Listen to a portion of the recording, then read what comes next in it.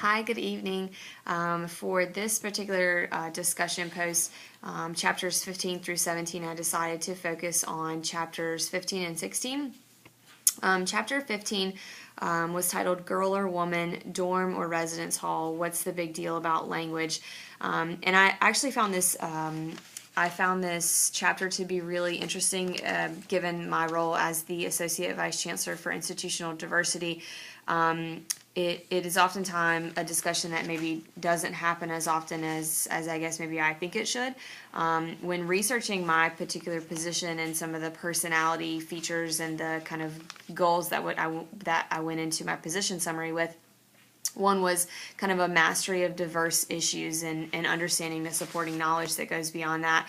And I think this chapter and chapter 16 kind of delve into that just a little bit. So this particular chapter talked a lot about language and how language really conveys meaning through the symbols that it invokes. Page 282 talks a lot about that and the symbols that it reinforces for either the person using that particular language or the person interpreting that language. Using my previous experience in admissions, we oftentimes try to refer to the admissions process for our rising seniors as the first year process instead of the freshman process, and they touched on that quite a bit in the book because the language oftentimes interprets or invokes a feeling maybe that college is for males. So kind of switching over to that first year process was something that was very vital for us in that particular role. So going back to the chapter, language is kind of one of those things that we must use to convey the message. And I think after kind of going through all the reading about using girl versus woman, using residence hall versus dorm, kind of which one is more appropriate, the biggest takeaway that I found was on page 289 where in the end, words are a big deal, and I think that is kind of an easy thing to spot, but it implies our values and it implies the beliefs, the assumptions. So since so much of our interpretation of language is important, I really agree with the author's idea that we must continue to create the dialogue about how this language can be used to empower others, empower our students, empower our other faculty and staff members, so they understand that residence hall is more appropriate, or first year student is more appropriate, or woman is more empowering. The use of the language I felt really kind of tied into chapter 16. Chapter 16, what are the implications of providing special considerations to particular students?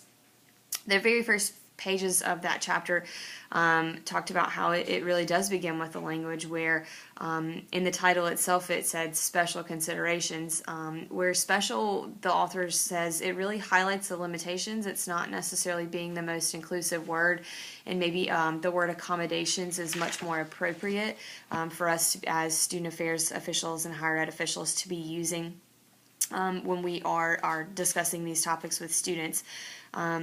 Page 305 talks about describing one's disability as really an element of diversity, and that there are attitudes that oftentimes can be the main barrier. So someone's attitude towards a disability is oftentimes what's holding us back from having that discussion or maybe moving forward.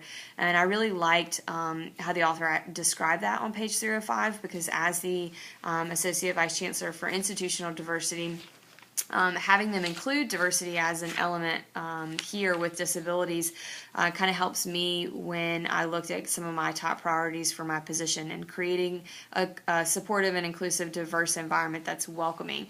And I think oftentimes we think of diversity just as someone's ethnic background, their race, their gender, their nationality, but disability, I always believe, falls under that.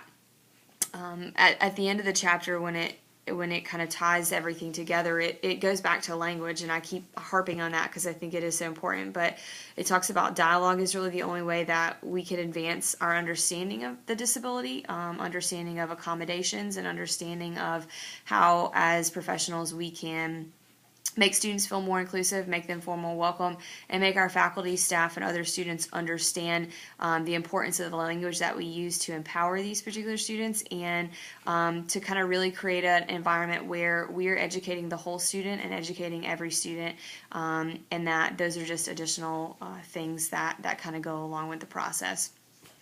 So for me, these two particular chapters were pretty interesting, but in the end, they both really focused on language.